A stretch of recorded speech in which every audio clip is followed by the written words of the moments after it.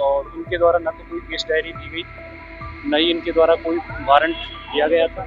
6 बजे के आसपास इन्होंने अरेस्ट किया था 6 AM पे। 6:20 पे पुलिस को सूचना दी गई थी जो बाद में थी। तो ये प्रोसीजर लैप्स हुए और इसकी वजह से जो माननीय न्यायालय के द्वारा जो रिमांड थी उसको रिफ्यूज़ कर दिया गया।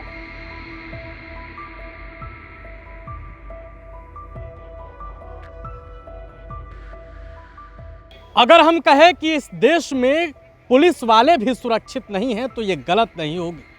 पुलिस वाले तो एक छोटा शब्द हो गया। बिहार के एक बड़े IPS को आज सुबह सुबह गिरफ्तार करने आंध्र प्रदेश से पुलिस पहुंची थी, लेकिन जरा सोचिए, न उनके पास वारंट था, न केस की डायरी थी और न ही लोकल थाने को इन्फॉर्म किया गया और सीधे गिरफ्तार कर लिया गया। गिरफ्तारी के बाद लोकल थाने को बताया गया।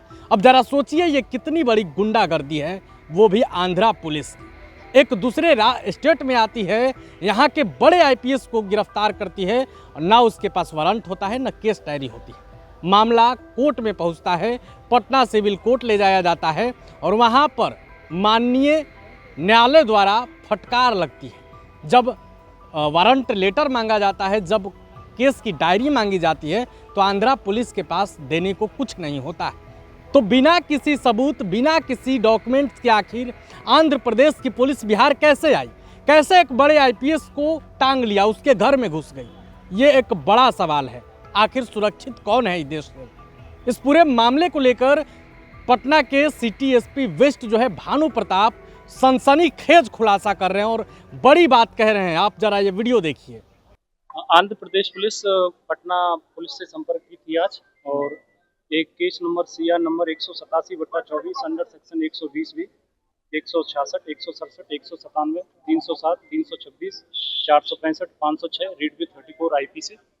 और इसमें इनके द्वारा आज माननीय न्यायालय में जो रिमांड थी जिसमें प्रोड्यूस किया गया था और इसको रिमांड को रिफ्यूज़ कर दिया गया है माननीय न्यायालय द्वारा। और इनके द्वारा न तो कोई केस डायरी दी गई थी, न ही इनके द्वारा कोई वारंट दिया गया था और साथ ही साथ जो लोकल पुलिस को एक प्रायर इन्फॉर्मेशन होती है अरेस्टिंग की, तो अरेस्ट करने के पश्चात इनके द्वारा बताया गया था इसमें। और 6 बजे के आसपास इन्होंने अरेस्ट किया था 6 AM पे। 6:20 पे पुलिस को सूचना दी गई थी जो बाद में थी। तो ये प्रोसीजर लैप्स हुए और इसकी वजह से जो माननीय न्यायालय के द्वारा जो रिमांड थी उसको रिफ्यूज़ कर दिया गया है और अभी इसमें अग्रतर कार्रवाई की जा रही है। क्या ट्रांजिट रिमांड मिला है सर? आंध्रा की पुलिस के पास ट्रांजिट रिमांड के लिए आई थी, सीनियर अधिकारी को इस तरीके से अरेस्ट कर दिया। मैं वही बता रहा हूँ आपको, ये बिल्कुल प्रोसीजरल लैप्स है इसमें। जो मैंने बताया, जैसे केस डायरी भी प्रोड्यूस नहीं की गई इनके द्वारा, न ही इनके पास वारंट था और साथ ही साथ अरेस्ट का सामान्यतः होता है कि पहले इन्फॉर्मेशन दी जाती है, तो पुलिस को अरेस्ट करने के बाद इनके द्वारा जो लोकल पुलिस थी उसको बताया गया था। इन्हीं आधारों पर माननीय न्यायालय द्वारा इसको रिजेक्ट किया गया है ट्रांजिट रिमांड को और इसमें हम लोग देखेंगे फर्दर क्या हो सकता है। FIR भी होगी ना, अभी तो नहीं है ऐसा FIR वाला मैटर, लेकिन जो कुछ हो सकता है उसमें हम लोग देखेंगे। अभी उनको ट्रांजिट रिमांड पुलिस की रवैये पर नाराजगी जाहिर की है, इस पर क्या कहेंगे सर? ना, वो माननीय न्यायालय का विषय है, उसमें जो हमारा काम था आपको ब्रीफ करने का वो हम करेंगे। बेल मिला है या ट्रांजिट रिमांड मिला है, ये थोड़ा ना, मैंने आपको क्लियर बताया कि ट्रांजिट रिमांड के लिए आंध्र प्रदेश पुलिस ने मदद मांगी थी पटना पुलिस से, लेकिन जब पटना पुलिस के द्वारा उनसे बोला गया कि आप अरेस्ट वारंट दिखाइए, तो उनके द्वारा अरेस्ट वारंट उनके पास नहीं था।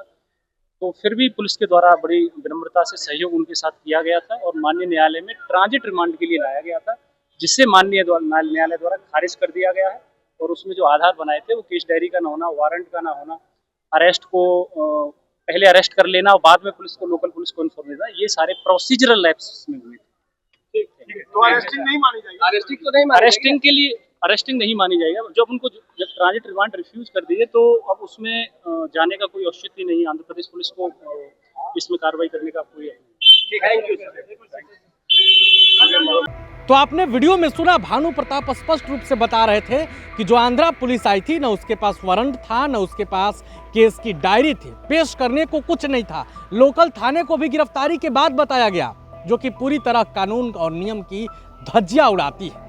अब सवाल है कि आखिर इसके लिए गुनहगार कौन है? इसका जवाब कौन देगा? इस सवाल के साथ हम छोड़ जाते हैं। इस पर आपकी क्या राय है? अपनी राय कमेंट बॉक्स में रखेंगे। वीडियो देखने के लिए आपका धन्यवाद। प्रभातखबर.com, विश्वास वही, रफ्तार नहीं।